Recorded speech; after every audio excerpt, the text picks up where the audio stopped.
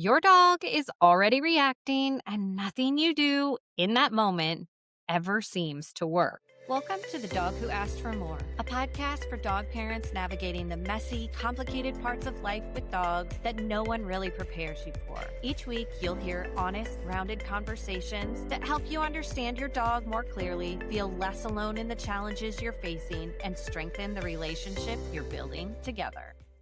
I'm Em, a dog mom, former vet tech, dog trainer, and canine nutritionist who works with overwhelmed dog parents who love their dogs deeply but feel stuck, burned out, or unsure what their dog actually needs. And this is something I didn't understand at the time. I thought if I could just do the right thing in the exact moment that my dog was reacting, that I could stop it. The barking, the lunging, the whole reaction. Because that's what it feels like, right?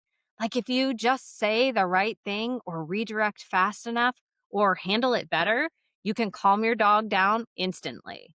And with Fitz, I tried everything. Talking to him, giving him cues I knew he understood, trying to redirect, trying to stay calm, trying different training advice, working with different trainers, trying to handle it better, even correction at times because I didn't know what else to do. I just knew this couldn't keep happening. There was one moment I remember really clearly when we were out on a walk.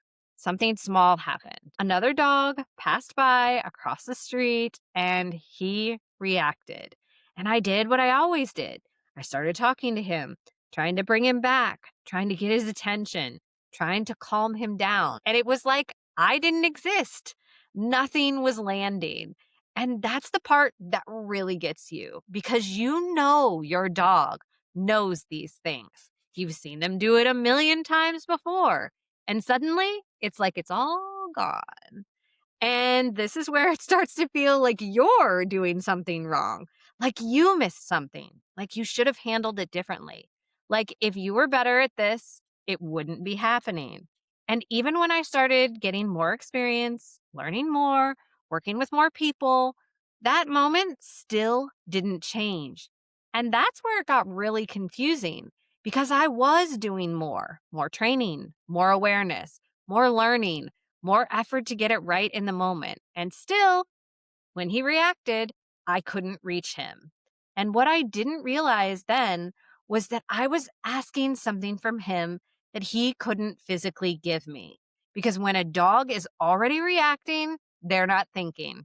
Active listening is off. They are not choosing. Their system is overwhelmed. And that moment is already well past the point where learning happens. But even understanding that, I was still trying to fix it then and there. Still talking, still cueing, still trying to bring him back because it felt like that's the moment that matters. But it's not. And this is where things started to shift for us.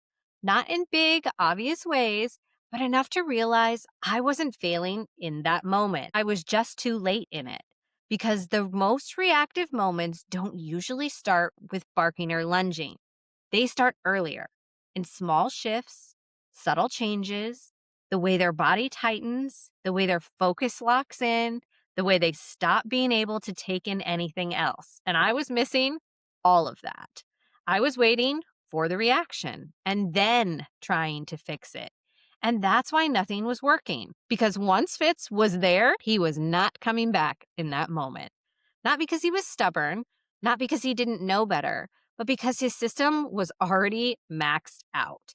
And the more I tried to calm him down right then and there, the more pressure I was adding on top of it. And this is something I see all the time. People trying so hard to do the right thing in the exact moment it's already too much for their dog. Talking, cueing, correcting, trying to redirect. And it all comes from a good place, but it's happening too late. Because reactivity isn't about a dog choosing to behave a certain way. It's about what their system can handle in that moment. And when that threshold is crossed, you're not working with a thinking brain anymore. You're working with overwhelm. And that changes everything because it means your goal isn't to calm your dog down in the reaction.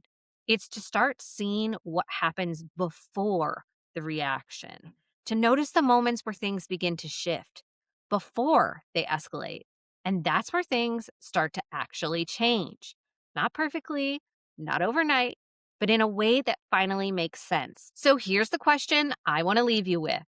What if the moment you're trying to fix isn't the moment that matters the most?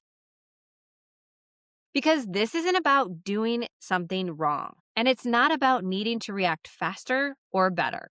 Sometimes it's just about realizing you've been trying to solve it at a point where it can't be solved. And when you start looking earlier, that's when things begin to feel different.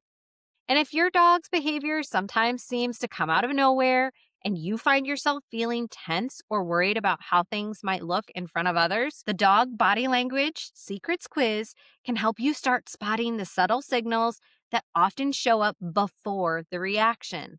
When you can see those early patterns, it becomes much easier to support your dog before things escalate.